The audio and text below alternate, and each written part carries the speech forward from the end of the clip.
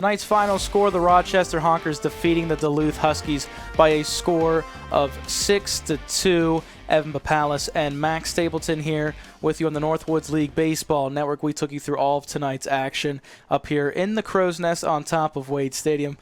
Happy to have you alongside with us on the ride tonight. But Max, looking at this game, Rochester gets the 2-0 lead early on a 2-out, 2 RBI triple off the bat of Alex Pimentel. The Huskies able to battle back in the fourth, but at the end of the night, Rochester was just too much offensively, and their bullpen really stifled Duluth.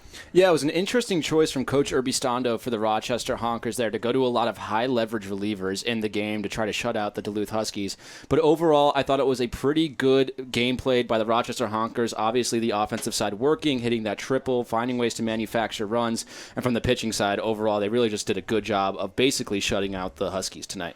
Yeah, now we have the opportunity to take a look at some of the highlights from tonight's contest that eventually put Rochester up 6-2. We'll start with that big RBI triple. Ambrin Wojtek has the opportunity here to rob it, lays out, and just coming up short as Pimentel clearing the bases right there, putting the Honkers up by a score of 2-0. But things really settled in there for Harrison Kryling, getting 9 strikeouts on the night. Yeah, Harrison Kryling ended up with a great night tonight. 5 innings, only giving up 2 runs and 2 hits.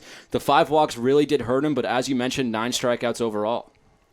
Was really able to locate that fastball. That's one of the pitches that was his go-to pitch on the night, whether he could locate it or just overpower guys and make them try to swing and miss. You even see him right there, getting that called strike 3, maybe slipping on the wet turf tonight. I mean, he's just able to rack it up all night long, but it eventually came to a man in Hudson Sapp right here, getting an RBI in his first hit in a Huskies uniform, pelting it down that left field side just over the glove of third baseman Colby Wilkerson. Coming home to score there, Devin Hurdle. A little bit of an awkward slide, but gets the job done. This leads to Bobby Blanford, one batter later, bringing Sapp home. Yeah, really good to see Bobby Blanford getting back on the board. Hasn't had a hit in quite a long time. Been slumping a little bit, but overall been really solid.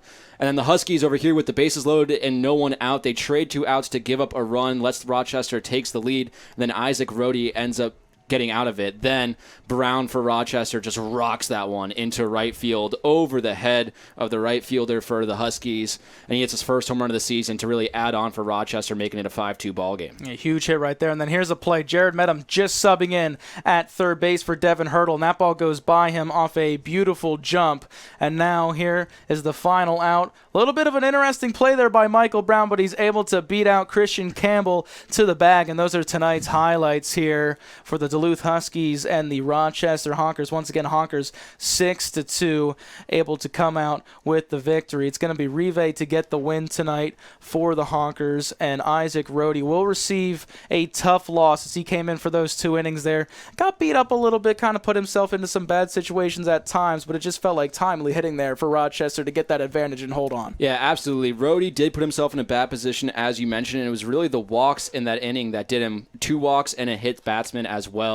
But then he did a good job, as we saw, trading the 2 outs for the 1 run, and then just gave up some soft contact to Theo Hardy as he just kind of swung the bat out at it and poked it into center field. So in reality, he'll get the loss. He'll give up 2 earned runs, but it's really not the worst outing in Rohde's career, and he looks pretty good to start off his Huskies. Yeah, I think that still needs to be the storyline out of this game, though. The bullpen, when it was a close game, the Huskies, as of late, they've been able to prevail in some of these tighter contests tonight. Rochester got the better of them. Huskies roll out 3 men out of the bullpen, and Rohde, Casillas, and Burns, and just was not going their way tonight. So though both teams will draw it up and do it tomorrow. Once again, tonight's final score, the Honkers 6 and the Huskies 2. Final line, Honkers 6 runs on 6 hits, 1 error. They left 11 men on base tonight.